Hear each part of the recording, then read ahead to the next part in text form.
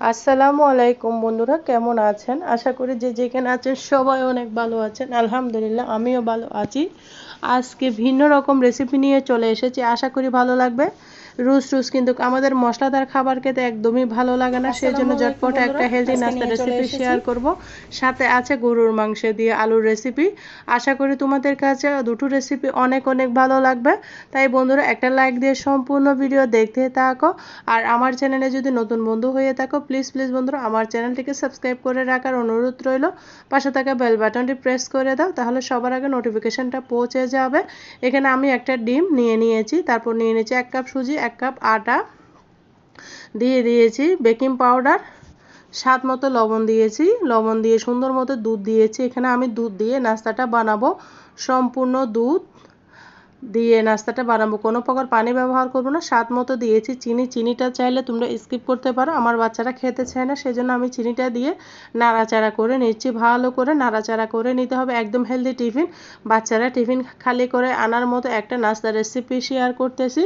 আশা করি তোমাদের অনেক ভালো লাগবে। একটা লাইক দিয়ে সম্পূর্ণ ভিডিও দেখতে থাকো। এখানে দিয়ে দিয়েছি আমি বেকিং পাউডার, দিয়ে দিয়ে সুন্দর মতো নাড়াচাড়া করতে আছি, দেখতে পারতেছো। ভালো মতো নাড়াচাড়া করতে হবে, আমি একটু স্পিড বাড়িয়ে নাড়াচাড়া করতেছি, তোমরা তোমাদের মতো করে নাড়াচাড়া করিয়ে নিবা।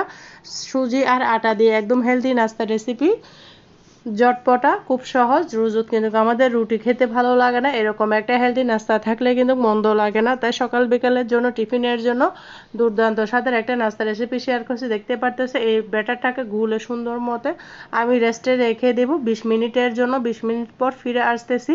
এখানে আমি রেস্টে থাকতে থাকতে গরুর মাংস রান্না করব, সেই জন্য আমি এখানে 1 কেজি গরুর মাংস নিয়ে নিয়েছি।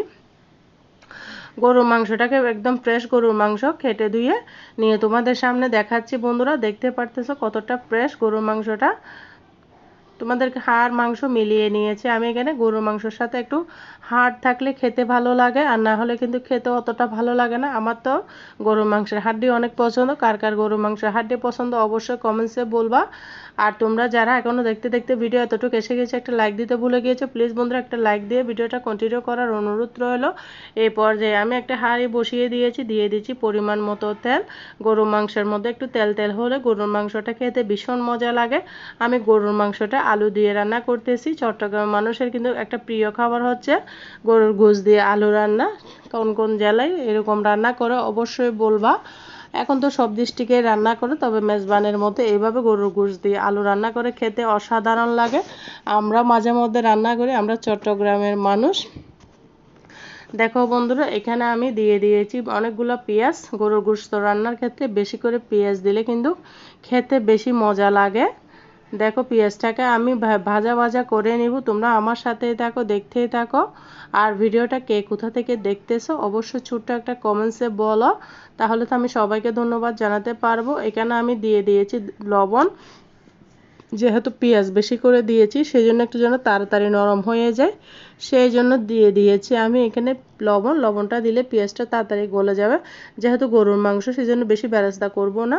এখানে গরুর মাংসটা পেঁয়াজটা ভাজতে ভাজতে আমি এখানে একটা মশলা করে নিব।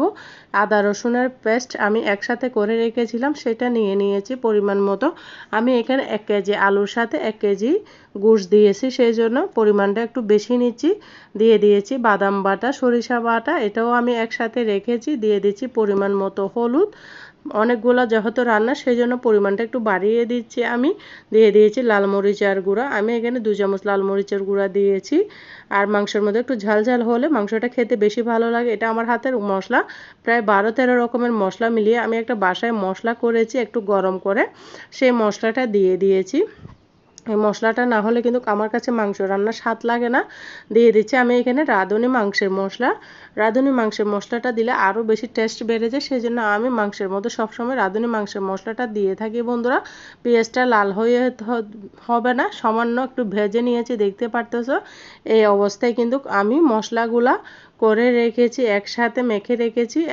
বড় বড় অনুষ্ঠানে কিন্তু যখন বেশি রান্না করো বন্ধুরা এভাবেই কিন্তু মশলাগুলো আলাদা একটা বাটিতে নিয়ে নেয়। আর দেখতে পারতেছো পেঁয়াজগুলোকে আমি হালকা করে ভেজেছি একটা সুগন্ধ আসা পর্যন্ত।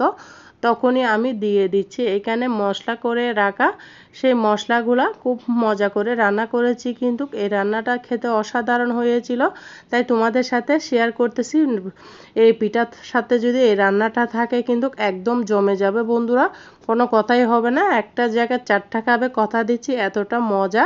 দিয়ে দিব বাটিটা ধুয়ে আমি সামান্য পরিমাণের পানিটা দিয়ে মশলাটাকে ভালো করে কষিয়ে নিব। এতটা মজা তোমরা বুঝতেই পারবে না। গরুর গোশতের সাথে যদি এভাবে একটা হেলদি নাস্তা থাকে, তাহলে আমরা যারা ভোজন রসিক তারা কিন্তু আঙ্গুল চেটে পুটে খাবে, এতটা মজা। আমি আবারও দিয়ে দিচ্ছি পানি দিয়ে মশলাটাকে ভালো করে কষিয়ে নিব। মশলাটা যত ভালো কষাবে তত রান্নার স্বাদটা দ্বিগুণ বেড়ে যাবে বন্ধুরা। যারা নতুন রাঁধুনি তাদের জন্য আমি বলে দিয়েছি, ঢাকনা দিয়ে ঢেকে দিয়েছি মশলাটা কষানোর জন্য। দেখতে পারতেছো মশলাটা থেকে প্রচুর তেল ছেড়ে দিয়েছে। মশলাটাকে আমি ভালো মতো নাড়াচাড়া করতেছি। আমি কিন্তু অফ স্ক্রিনে আরও অনেকবার নাড়াচাড়া করতেছি, যেহেতু বাটা মশলা দিয়েছি সেই জন্য গ্রেভিটা নিচে লেগে যাবে, সেই জন্য পাতিলের তলায় যেন লেগে না যায়। আমি ভালো করে নাড়াচাড়া করে নিয়েছি। এই পর্যায়ে আমি এখানে ঢেলে দিব যে গরুর গোশত রান্না করে ধুয়ে রেখেছি, সেই 1 কেজি গরুর গোশতগুলো সুন্দর করে ঢেলে দিয়েছি পাতিলের মধ্যে। মশলা কষিয়ে রান্না করলে এভাবে রান্না করতে হয়, হাতে মেখে রান্না করলে কিন্তু সব একসাথে দিয়ে দিতে হয়। তো আমি হাতে মেখে রান্না করি নাই, আমি একটু কষিয়ে রান্না করেছি যেন বেশি স্বাদ হয় সেজন্য। তবে আমার কাছে বেশিরভাগ গরুর গোশতটা কষিয়ে রান্না করলে বেশি মজা লাগে। আমি ঢাকনা দিয়ে ঢেকে দিলাম, ঢেকে দিয়ে 5 মিনিট পর আবারও নাড়াচাড়া করতেছি। যেহেতু গরুর গোশতটা একটু মশলা বাটা দিয়েছি সেই জন্য তলার মধ্যে লেগে যাবে পাতিলের তলায়, সেই জন্য আবারও ভালো মতো নাড়াচাড়া করতেছি। তোমরা দেখতেই পারতেছো প্রচুর পরিমাণে তেলটা ছেড়ে দিয়েছে। আমি দিয়ে দিব এখানে পরিমাণ মতো পানিটা না দিলে কিন্তু মশলাটা লেগে যাচ্ছে। প্রায় আমি 10 মিনিট মতো মাংসটাকে নাড়াচাড়া করতেছি। অফ স্ক্রিনে করেছি, এমনি আর তোমাদের সামনে করতেছি। এভাবে করে 10 মিনিট মতো কষিয়ে নিয়েছি মিডিয়াম আছে। অবশ্যই মাংস কষানোর ক্ষেত্রে আগুনটা জরুরি মিডিয়াম আঁচ করে রাখতে হবে, তাহলে কিন্তু মাংস রান্নাটা একদম পারফেক্ট হবে। ঢাকনা দিয়ে ঢেকে দিব। দেখো বন্ধুরা, ঢাকনা দিয়ে আবারও চলে এসেছি প্রায় 10-15 মিনিট পর। আবারও নাড়াচাড়া করতেছি। দিয়ে দিব এখানে আমি কিছু গরম মশলা বলতে দারচিনি, এলাচ, লবঙ্গ, এই সব মশলাগুলো দিলে গরুর মাংসের টেস্টটা কিন্তু দ্বিগুণ বেড়ে যায়। আর আমরা যারা ভোজন রসিক, গরুর মাংস কিন্তু আমাদের অনেক প্রিয়। 100% মানুষের মধ্যে 90% মানুষই কিন্তু গরুর গোশতটা বেশি পছন্দ করে। তো আমিও তার ব্যতিক্রম না, আমারও খুব পছন্দ। তাই আমার হাজব্যান্ডও আমার গরুর মাংস রান্না অনেক পছন্দ করে। তবে গরুর মাংস দুইভাবে রান্না করা যায়, একটা হচ্ছে এভাবে ঝুল করে, আরেকটা হচ্ছে বুনা করে। দুটোটাই মজা, তোমরা যেটা পছন্দ করো সেটাই খাবা। আমার তো ভীষণ মজা লাগে। আর কে কে আমার মতো গরুর গোশত বেশি পছন্দ করে অবশ্যই কমেন্টসে জানাইয়া যাবা বন্ধুরা। আর তোমাদের একটা লাইক কিন্তু আমাকে নতুন একটা ভিডিও করার উৎসাহ বাড়িয়ে দেয়, একটা কমেন্ট আমাকে সুন্দর সুন্দর ভিডিও বানানোর উৎসাহ বাড়িয়ে দেয়। এখানে আমি কয়েকটা কাঁচা মরিচ মাঝখান থেকে ভেঙে দিয়ে দিচ্ছি, দেখতে পারতেছো। এই পর্যায়ে আমি গরুর গোশতের মধ্যে যে 1 কেজি আলু কেটে রেখেছি সেটা দিয়ে দিয়েছি। 1 কেজি গোশতের সাথে যদি 1 কেজি আলু দেওয়া হয় তাহলে কিন্তু খেতে ভীষণ মজা লাগে।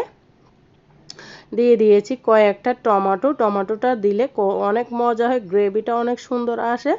আবারও আমি নাড়াচাড়া করে ঢাকনা দিয়ে ঢেকে দিয়েছিলাম। ফিরে আসছি প্রায় ফুটা উঠে আসার পরে, দেখো এবার দিয়ে দিয়েছি কিছু পাউডার মিল্ক। গরু এইভাবে মাংস রান্নার ক্ষেত্রে যদি কিছু পাউডার মিল্ক দেওয়া হয় তাহলে কালারটা জাস্ট ওয়াও আসে, খেতে অসাধারণ লাগে, অনেক সুন্দর কালার আসে। দেখতে পারতেছো, তোমরা চাইলে গরুর দুধও ব্যবহার করতে পারো, তবে আমার কাছে না পাউডার মিল্কটা দিলে বেশি মজা লাগে। এভাবে আমার আম্মারা দিতেও দেখতাম, খেতাম, খুব ভালো লাগতো, তাই আমিও দিলাম। আশা করি তোমাদের কাছে ভালো লাগছে গরুর গোশত আর আলু দিয়ে রান্নাটা।